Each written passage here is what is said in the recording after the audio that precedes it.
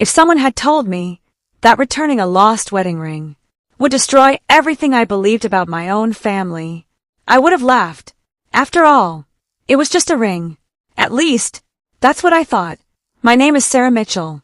I'm 31 years old, and I work at a small antique jewelry store in Charleston, South Carolina. It isn't glamorous. Most days, I spend hours polishing old watches, cleaning vintage necklaces, or helping elderly couples repair jewelry they've treasured for decades. I never dreamed of becoming rich.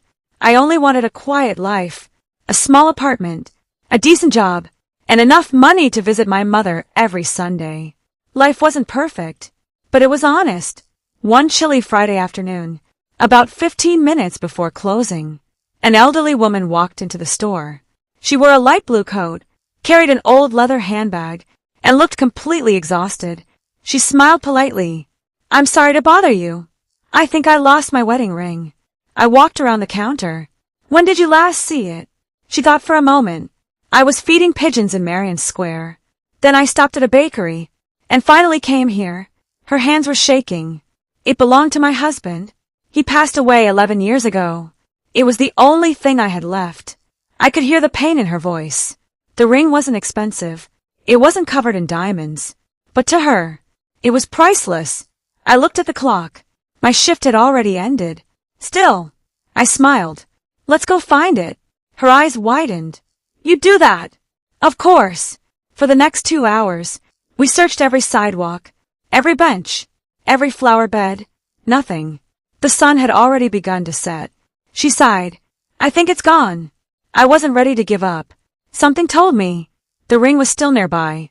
As she slowly walked back toward her car, a small sparkle caught my eye, near a storm drain, half buried beneath wet autumn leaves. I knelt down, reached inside, and pulled out a simple gold wedding band. The inside was engraved, "Forever yours, Eleanor, ****. I smiled. "I found it." The woman covered her mouth. Tears instantly filled her eyes. She hugged me, so tightly. Neither of us spoke for several seconds. Finally, she slipped the ring back onto her finger. "I don't know how to thank you." "You already have." She looked confused. "What do you mean?" Seeing that smile was enough. She gently held both of my hands. Then she said something I'll never forget. "My husband always believed good people meet for a reason. I think he was right." Before leaving, she reached into her purse, pulled out a white envelope. "I want you to have this." I quickly shook my head. "I can't accept money." She smiled. "It's not money. It's simply my address. If you ever need anything, promise me you'll come." I laughed softly. "I promise." She got into an old silver sedan, waved goodbye, and drove away. I folded the envelope, slipped it into my jacket pocket, and forgot all about it until the following Monday morning, when someone knocked on my apartment door. Not once, not twice, but 3 slow, heavy knocks. I opened the door. Standing outside were 2 men in black suits, and behind them, a brand new Rolls-Royce. One of the men removed his sunglasses. "Miss Sarah Mitchell?" "Yes. My employer would like to thank you." I frowned. "And who is your employer?" The man smiled. "You returned his mother's wedding ring." My heart skipped a beat. "The Whitmore family. They've been looking for you." I stood there, barefoot, still holding the apartment door. The man in the black suit smiled politely. "My name is Andrew Collins. I'm Mr. Whitmore's attorney. The gentleman waiting in the car would like to meet you." I looked at the Rolls-Royce parked across the street. "This has to be some kind of mistake." Andrew shook his head. "I assure you, it isn't." I hesitated. "I'm sorry, but I have to be at work in an hour." He smiled. "I've already spoken with your manager. You've been given the day off." I blinked. "You what?" Mr. Whitmore dislikes interrupting people's lives. He made a few phone calls. This was getting stranger by the second. 5 minutes later, I climbed into the back seat of the Rolls-Royce. The leather smelled brand new. The windows quietly closed behind me. Sitting across from me was the elderly woman from the jewelry store. She smiled warmly. "I knew you'd come." I laughed nervously. I wasn't exactly given much choice. She laughed. "My son can be persuasive." Just then, the car stopped in front of an enormous estate overlooking Charleston Harbor. Iron gates slowly opened. A fountain stood in the center of the driveway.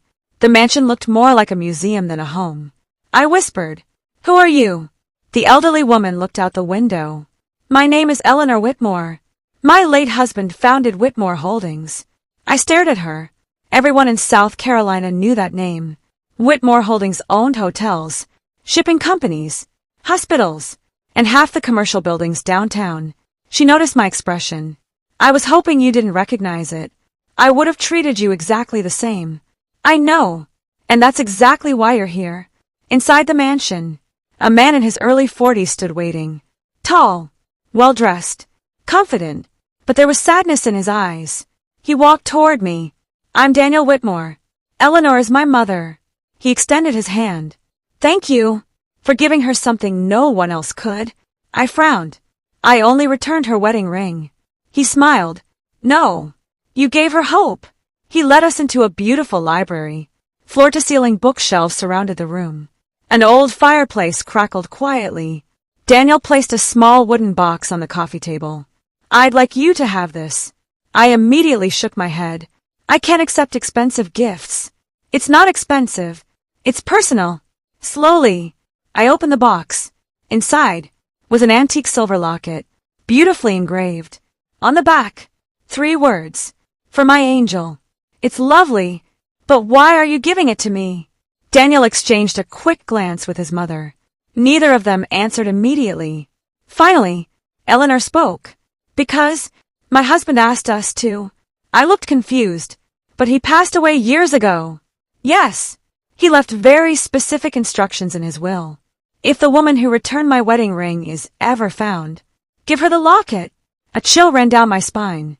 How could he possibly know someone would return it? Daniel slowly sat down.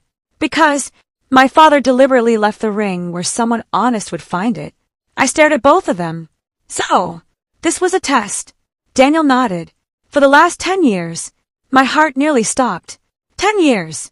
My father believed that one truly honest person still existed, and if we ever found that person, we were to give them the locket." I looked back at the small silver locket. It suddenly felt much heavier. "There has to be more to this." Daniel quietly nodded. "There is. A lot more." Just then, one of the house staff hurried into the library. "Mr. Whitmore, you need to see this." Daniel looked annoyed. "What is it?" The man handed him a tablet.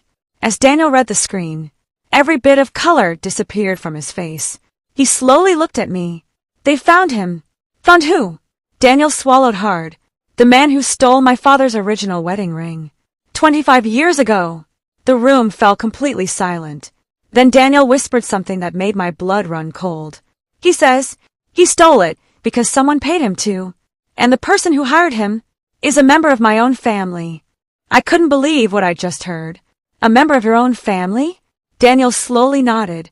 "The man who stole my father's wedding ring has been in prison for 24 years. He refused to talk. Until this morning."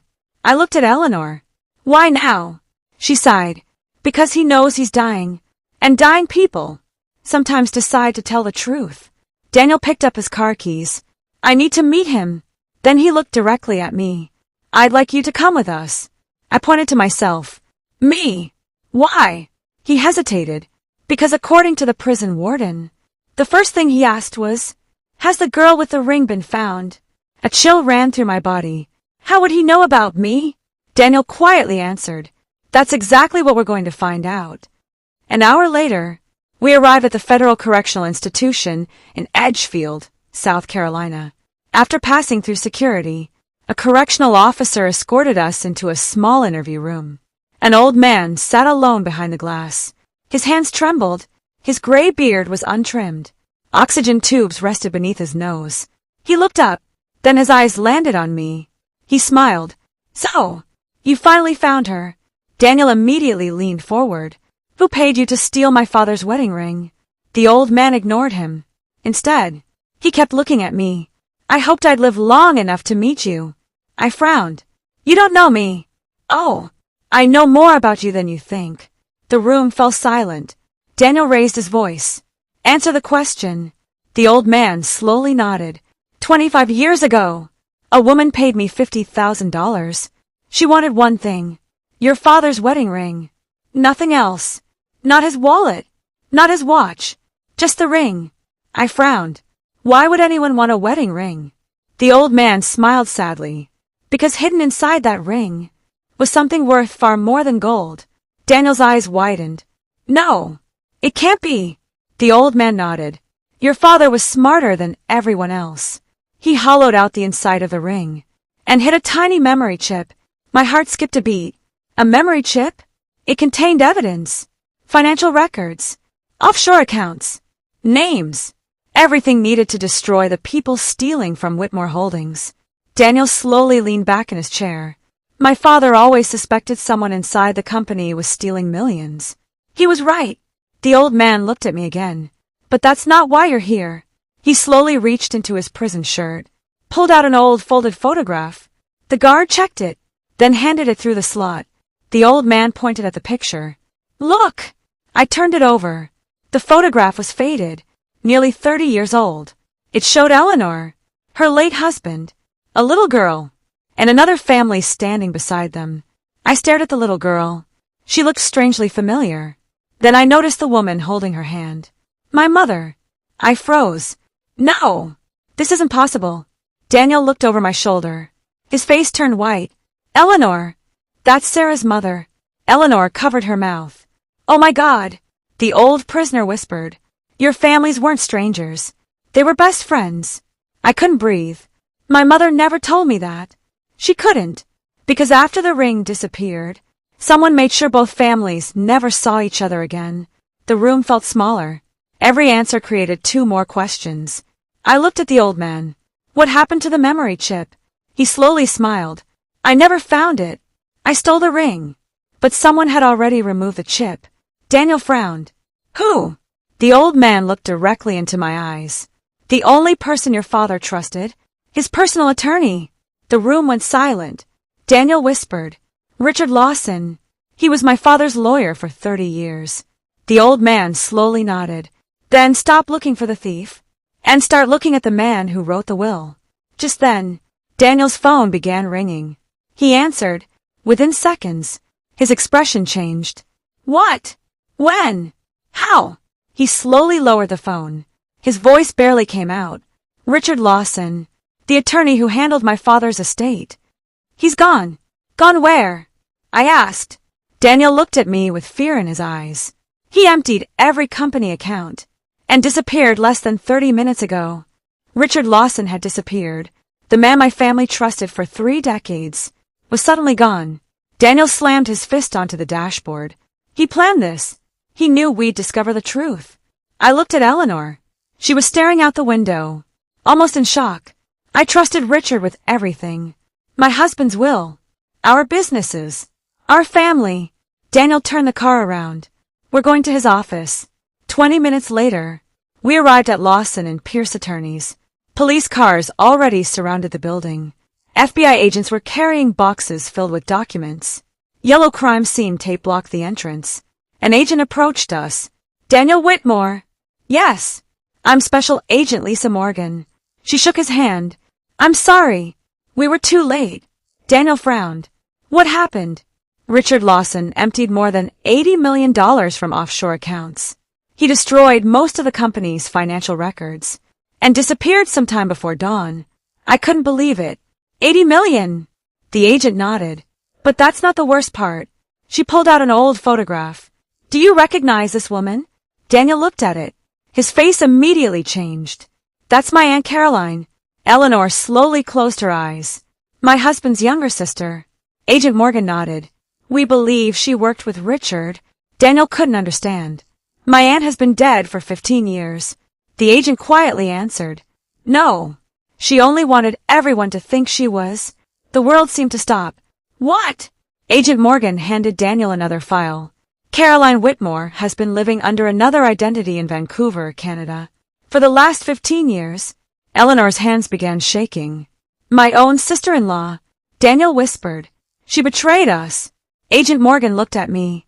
Sarah, I believe you're in danger. I frowned. Why me? Because Richard knows something. What? He believes Charles Whitmore told you where the missing evidence is. I almost laughed. But I don't know anything. The agent looked serious. He doesn't know that. Just then, my phone vibrated. Unknown number. I answered carefully. Hello. For several seconds, no one spoke. Then, a calm male voice. Miss Mitchell, if you want your mother to stay alive, bring the silver locket. My heart stopped. What? The call ended. I immediately called my mother. No answer. Again. Straight to voicemail. Again. Nothing. I felt the blood drain from my face. They have my mother. Daniel grabbed my shoulders. Listen to me. We'll find her. I shook my head. No. They said they want the locket. Eleanor suddenly stood up. The locket. She looked terrified. I should have remembered. Daniel frowned. Remembered what? Eleanor slowly opened the small wooden box. The silver locket was still inside. She carefully pressed her thumbnail against the tiny engraved flower on the back. Click! A hidden compartment popped open. Inside wasn't a photograph, wasn't a lock of hair. It was a tiny black micro SD card. Everyone in the room froze. Daniel whispered, My father. He hid the evidence inside the locket. Agent Morgan immediately looked toward the door. We have to move. Now. Before anyone could take another step, every light inside the law office suddenly went out. The emergency alarms began screaming. Then, from somewhere in the darkness, a gunshot echoed through the building. Everyone instinctively dropped to the floor. Someone had found us. And this time, they weren't coming for the money. They were coming for the locket. The gunshot echoed through the building. For a split second, nobody moved. Then Agent Morgan shouted, Everyone stay down. 2 FBI agents rushed toward the hallway. Another pulled Daniel, Eleanor, and me behind a concrete support wall. My heart pounded so hard, I could barely hear anything else. A second later, a man screamed. Then, silence. Agent Morgan cautiously peeked around the corner. The shooter is gone. She turned back toward us. But he left something. An evidence technician walked over carrying a sealed envelope. Across the front, written in black ink, were 4 words. Give me the locket. Nothing else. No fingerprints. No return address. Daniel looked at me. This isn't about money anymore. I nodded. It's about whatever is on that memory card. Within minutes, we were escorted to FBI headquarters in Charleston. The memory card was placed inside a secure computer. Agent Morgan clicked the first file. A video appeared. The timestamp read, April 18th, 2001. Charles Whitmore sat alone in his office. He looked directly into the camera. If you're watching this, then Richard Lawson has betrayed my family. Everyone in the room froze. Charles continued, For years, I suspected millions of dollars were disappearing. I finally discovered the truth. It wasn't one person. It was an entire network. Photos began appearing beside him. Richard Lawson, Caroline Whitmore, 3 company executives, a state senator, 2 bankers. Charles looked exhausted. I copied every financial record, every illegal payment, every offshore account. If anything happens to me, expose them. The video ended. Nobody spoke. Agent Morgan quietly whispered, This is enough evidence to send all of them to prison. Daniel looked relieved. So it's over. Agent Morgan slowly shook her head. No, it isn't. She opened another folder from the memory card. Inside was a list of recent payments. One payment caught everyone's attention. $500,000. Sent. Only 3 days ago. Daniel frowned. That's impossible. My father died 12 years ago. Agent Morgan enlarged the screen. The payment authorization had been signed, with Charles Whitmore's digital signature. The room became completely silent. I looked at Daniel. Someone is pretending your father is still alive. Before anyone could respond, the conference room door suddenly opened. A young FBI analyst hurried inside. Agent Morgan, we've traced Richard Lawson. Where? Private airfield. He boarded a jet 20 minutes ago. Destination. The analyst swallowed hard. He never left. Everyone looked confused. What do you mean? The plane is still sitting on the runway. Then why hasn't he been arrested? The analyst's face turned pale. Because, when the tactical team entered the aircraft, They found Richard Lawson. Daniel stepped forward. Alive. The analyst slowly shook his head. No. He was dead before the plane ever took off. The room fell silent. If Richard is dead, I whispered. Then who threatened my mother? Agent Morgan stared at the screen, then at the list of names. Finally, she said the one sentence none of us expected. I think we've been hunting the wrong mastermind from the very beginning. I couldn't stop thinking about one question. If Richard Lawson wasn't the mastermind, then who was? Agent Morgan looked around the room. The person behind all of this has stayed invisible for 25 years. They let Richard take the blame. And now, they've eliminated him. Daniel rubbed his forehead. So where's Sarah's mother? Before anyone could answer, the FBI analyst rushed back into the room. Agent Morgan, we found a GPS signal. Where? The silver locket. Everyone looked confused. The locket? The analyst nodded. Someone secretly placed a tracking device inside the wooden gift box. I looked at Daniel. So they were never following me. They were following the locket. Agent Morgan immediately stood. Let's move. 25 minutes later, we arrived at an abandoned lighthouse overlooking the Atlantic Ocean. Police vehicles quietly surrounded the area. SWAT officers moved into position. The lighthouse looked abandoned. Broken windows, rusted stairs, waves crashing against the rocks below. Agent Morgan whispered. Thermal cameras showed two people inside. One was sitting in a chair. The other was walking back and forth. My heart pounded. My mother! Morgan nodded. We're bringing her home. Seconds later, the tactical team stormed the lighthouse. FBI! Don't move! A loud crash echoed through the building. Then another. After nearly a minute, the radio finally came alive. Hostage secured. One suspect in custody. I didn't wait. I ran inside. My mother was sitting in a chair, her hands tied. The moment she saw me, she burst into tears. Sarah! I hugged her tighter than I ever had before. I thought I'd never see you again. I've got you. It's over. Or so I thought. Agent Morgan walked toward the arrested suspect. A woman in her late 60s. Gray hair. Elegant clothes. Perfectly calm. Daniel froze. His voice barely came out. Aunt Caroline. She smiled. I wondered how long it would take. Daniel looked heartbroken. Why? Caroline laughed softly. Because your father was always the hero. Everyone admired Charles. Nobody noticed me. I helped build Whitmore Holdings. I made the biggest deals. But every magazine, every award, every headline only mentioned Charles. Her smile disappeared. So I decided, if I couldn't have the credit, I'd take the fortune. Daniel stared at her. You destroyed your own family. For money. She shook her head. For recognition. Agent Morgan placed handcuffs on her wrists. It ends today. Caroline looked directly at me. You know, if you hadn't returned that ring, I would have gotten away with everything. I quietly smiled. No, you got caught. The moment you underestimated kindness. 3 months later, Caroline Whitmore, along with 6 former executives, were convicted on charges of fraud, kidnapping, money laundering, and conspiracy. Whitmore Holdings recovered nearly $90 million. Daniel refused to keep it. Instead, he created the Eleanor and Charles Whitmore Foundation. Its mission was simple: help families in need, support veterans, fund children's hospitals, and restore historic libraries across America. One afternoon, Daniel visited the jewelry store where my story had begun. He placed the old wedding ring on the counter. This belongs here. I smiled. What do you mean? He pointed to a small glass display. We're donating it, so people remember that the most valuable things in life are never measured by their price. Today, that ring sits inside the Charleston History Museum. Thousands of visitors walk past it every year. Most of them think it's just an ordinary gold band. They have no idea that one honest decision, one simple act of kindness, exposed a 25-year conspiracy, saved innocent lives, and gave an entire family a second chance. Whenever people ask me, do you believe small acts can change the world?